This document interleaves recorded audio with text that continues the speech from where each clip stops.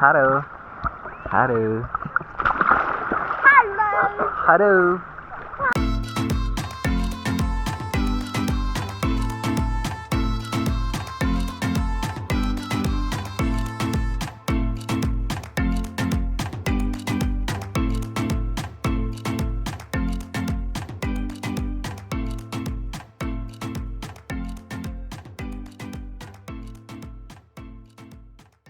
Rame banget hari ini karena memang musim panas ya, jadi wow, nggak nyangka serame ini. Kita mau nyemplung ke sana.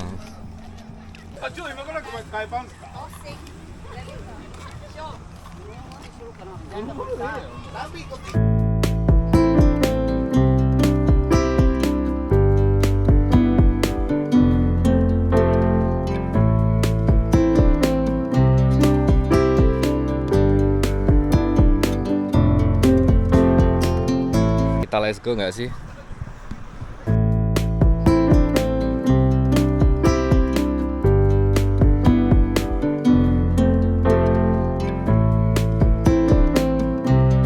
Kita bakalan nyemplung ya ke air. Kita coba nyemplung semuanya.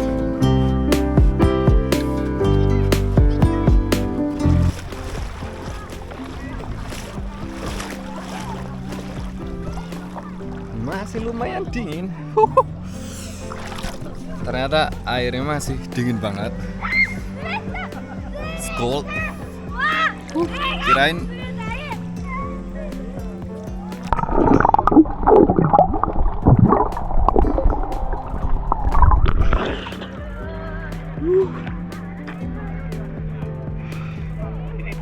No, I'm Indonesia. Huh. 日本語喋れる。喋れますよ。昔仕事今ず。今津です。どこからですか？仕事今ず。今津。フィリピンですか？ブラジル。ブラジル。Nice to meet you.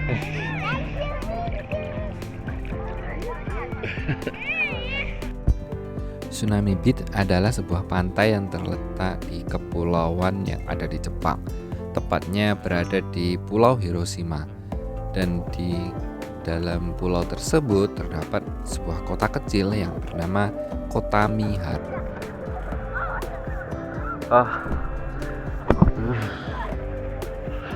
Kirain dah nggak dingin, tapi ini masih dingin banget. Kayak kalau di Indonesia itu mandi di air gunung. Aneh ya. Jadi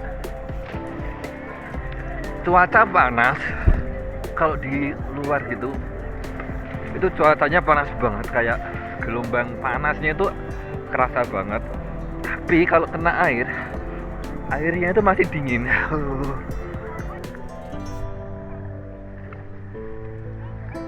Di sana ada kakak-kakak yang berjilbab. Kita dapat sampah.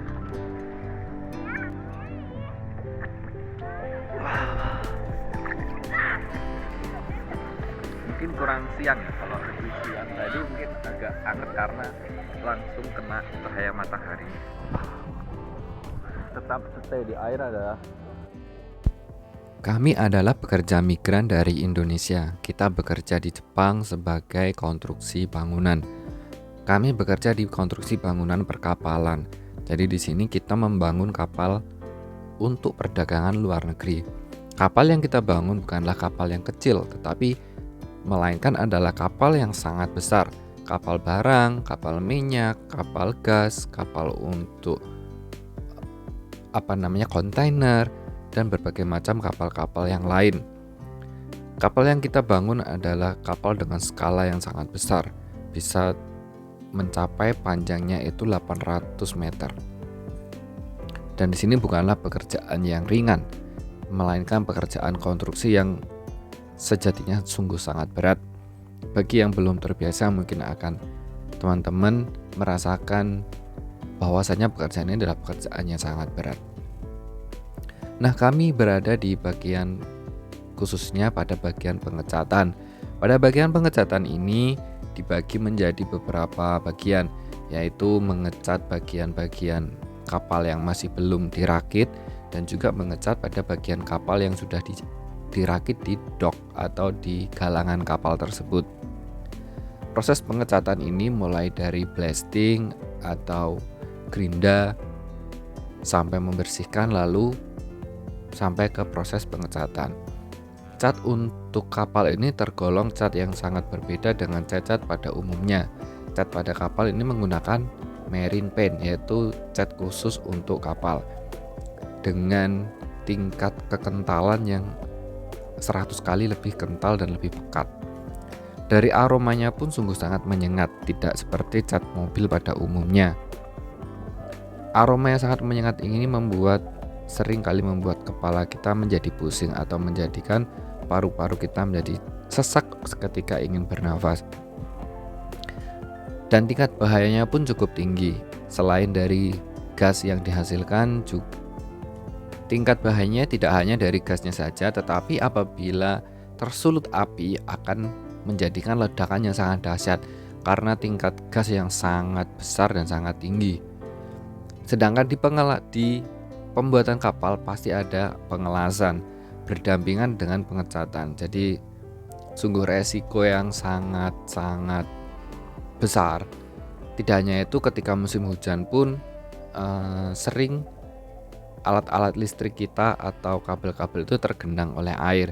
Jadi resiko untuk kesetrum atau tersengat listrik pun juga ada. Tetapi itu semua sudah diminimalisirkan dengan tingkat keamanan yang tinggi.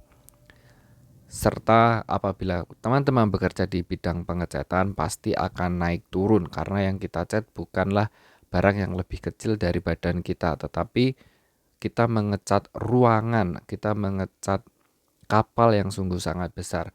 Tingginya bisa 25 meter. Dalam sehari kita bisa naik dan turun kapal tersebut tanpa hitungan alias tidak terhitung. Kita bisa naik turun. Jadi kita harus benar-benar kuat secara fisik dan mental. Selain di kapal itu tempatnya lumayan berbahaya dan juga lumayan kotor dari segi udara. Udara di pengecatan itu selalu kotor dengan gas dan debu. Karena di sini kita tidak terhindarkan dengan pekerjaan sebelum mengecat, yaitu processing untuk pembersihan. Dibersihkan, digerinda, di blasting, dan itu semua sangat mengancam dalam kesehatan. Maka dari itu harus menggunakan pakaian-pakaian pengaman dan peralatan keamanan yang komplit seperti masker, helm, dan angzengtai. Angzengtai itu adalah sabuk pengaman. Jadi teman-teman yang mau magang ke Jepang atau kerja di Jepang pada bagian pembangunan kapal, sebaiknya teman-teman benar-benar mempelajari apa-apa yang harus dipersiapkan. Karena di galangan kapal itu cukup lumayan berat sehingga teman-teman harus memperhitungkan resiko dan pendapatannya. Apabila pendapatannya masih di bawah 1.000 atau hanya sekitar 1.100, 1.200, itu masih terbilang murah. Pastikan jika kalian bekerja di galangan kapal bisa mendapatkan upah yang tinggi karena pekerjaan ini pekerjaan yang berat. Bahkan orang-orang Jepang pun kenapa bekerja di galangan kapal? Karena memang dengan adanya upah yang tinggi. Jadi pastikan teman-teman mendapatkan hak-hak sebagai pekerja.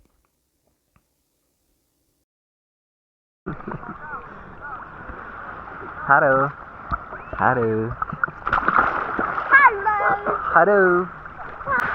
Kehidupan yang bahagia bukanlah saat kita mendapatkan gaji yang besar, tetapi ketika kita bisa menikmati gaji itu bersama dengan keluarga kita.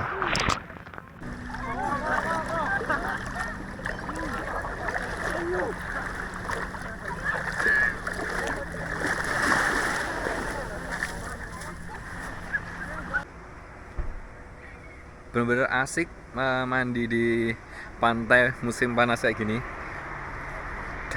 Udaranya memang sangat panas ya, gelombang panasnya itu kerasa banget. Tapi pas kita nyemplung di airnya itu cool, dingin banget dan nggak nyangka bakalan sedingin itu. Dan di pinggir itu banyak ubur-ubur, jadinya agak takut ya. Jadi aku beberapa kali nyentuh ubur-ubur, takut kalau kesengat.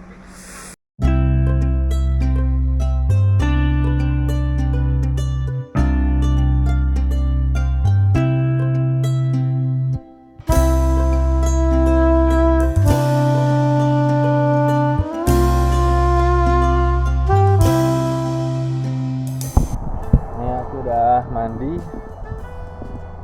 tapi sebenarnya nggak mandi karena showernya mati ya, dikunci bukan mati. Tempat untuk mandi untuk showernya itu dikunci, jadi kita nggak bisa mandi, cuma membasuh muka terus pulang. Jadi di tempat tinggal saya ini adalah tempat tinggal yang cukup bisa dibilang sebuah pedesaan. Pedesaan yang lumayan maju. Di pedesaan ini karena banyak pabrik, bukan banyak ya, ada beberapa pabrik. Salah satunya adalah pabrik pembuatan kapal yang tempat saya bekerja.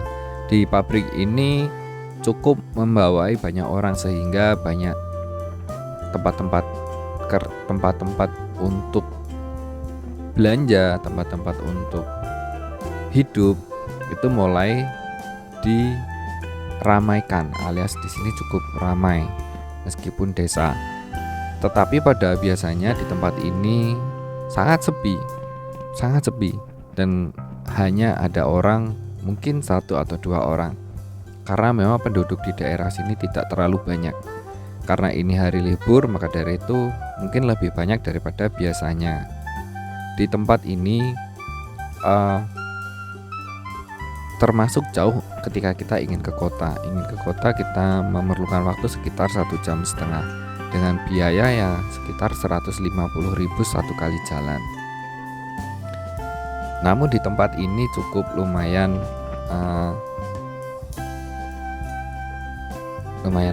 bisa dibilang praktis juga enggak, karena memang kita tidak bisa menemukan tempat belanja dalam radius 1 km. Paling enggak sekitar 3 km kita baru bisa menemukan satu konbini. Konbini itu adalah tempat untuk penjual barang-barang seperti minimarket. Nah, minimarket itu adalah konbini. Jadi saya mencoba muter-muter dan ada beberapa peserta atau warga sekitar yang mulai berlibur di pinggir pantai, di tepi pantai. Di pantai ini gratis, kita tidak membayar seperti di Indonesia. Kita bisa masuk dan keluar secara gratis, kita bisa pakai toiletnya, dan toiletnya pun juga sangat bersih. Pantainya pun juga indah, bersih, dan tertata. Ada tempat-tempat untuk menyantai, ada tempat untuk bermain anak-anak. Safety-nya pun juga bagus.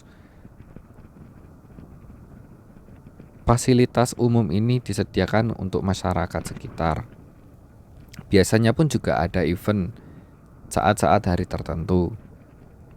Nah, kita akan melihat pemandangan pulang dari pantai ke rumah saya. Nah, di sini kita akan masuk ke jalan raya. Jalan raya di sini tidak memiliki jalan untuk pesepeda, sehingga kami harus masuk ke jalur utama bersama mobil. Dan kami harus sangatlah hati-hati karena memang jalannya yang cukup sempit. Pemandangan di sini masih gunung dan pantai, sehingga ini adalah trek yang sangat difavoriti oleh para peserta sunmori dan peserta road bike. Seringkali mereka melewati tempat ini untuk menikmati pemandangan sambil naik sepeda motor ataupun sepeda kecil. Nah, seperti inilah pemandangannya. Pantainya sangatlah luas karena dibagi menjadi 2 tempat. Jadi kita harus sangat hati-hati. Di sini maksimal kecepatan 50 km per jam. Kita harus selalu berada di pinggir ya untuk bisa tetap aman. Nah, di tempat ini memang tidak terlalu banyak orang berjualan, sehingga saat kita melintasi sini ya pastikan teman-teman memang siap ya. Kalau cuma sekedar mesin pendingin ada, kayak Jidohan Baiki atau mesin koin itu ada, tetapi jarang juga. Ini totali benar-benar di daerah desa ya guys. Jadi pemandangannya masih sangat alami, pemandangannya masih sangat luar biasa. Dan di tempat ini pun juga banyak sekali para pemancing. Pemancing itu sangat hobi memancing di daerah sini karena memang di sini banyak sekali cumi-cumi dan gurita. Nah, di tempat ini cukup lumayan luas. Di sebelah kiri saya ini, di situ hampir 24 jam ada orang yang mancing. Karena memang setelah pagar itu lautnya sudah langsung dalam ya guys. Nggak tahu ini disebut dengan kondisi apa, tetapi memang para pemancing di sini merasa sangat banyak ikannya. Nah, seperti yang saya sampaikan, banyak sekali peserta road bike di sini. Apalagi menjelang sore itu banyak banget, karena menikmati sunset di tempat ini adalah sesuatu yang sangat amazing. Karena setelah ini, tikungan ini, kita akan melihat matahari terbenam. Biasanya di sini akan sangat merah ketika sore hari, dan itu sangat bagus. Kita bisa menikmati dari, sayangnya di daerah sini sudah mulai sempit ya jalannya, sehingga kita nggak bisa parkir di bahu jalan. Mungkin, tapi di depan sana nanti kita akan menemukan yang namanya juga bahu jalan yang nggak terlalu luas, tetapi masih bisa lah untuk parkir 1 atau 2 mobil.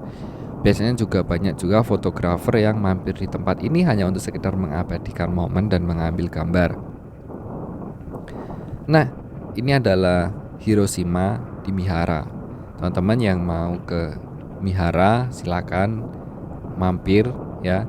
Kita ada tempat untuk ngopi, sekedar ngopi monggo silakan. Nah, ini adalah pemandangan sore harinya yang cukup lumayan cerah hari ini. Biasanya langitnya lebih biru dan mataharinya lebih berwarna merah lagi. Tetapi kondisi-kondisi tersebut pada jam-jam tertentu.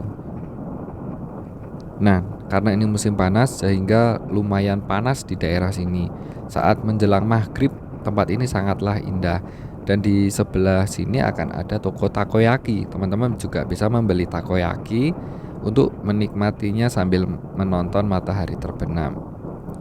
Biasanya matahari terbenamnya saat musim semi berada di belakang lautan.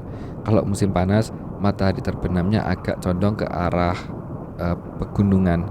Jadi memang berbeda-beda kondisinya. Nah, di sini kita bisa parkir mobil kalau teman-teman mau ke Mihara, dan juga bisa menikmati takoyaki di sebelah kiri. Tetapi biasanya kalau hari Senin itu tutup, buka di antara hari Sabtu Minggu. Nah, kita sudah hampir sampai rumah. Ini rumah saya, masuk ke gang kecil, dan terima kasih yang sudah mampir di channel ini. Jangan lupa klik like, share, subscribe, and thank you. Saya Ben Hidayat dari Tokute Japan. Assalamualaikum warahmatullahi wabarakatuh.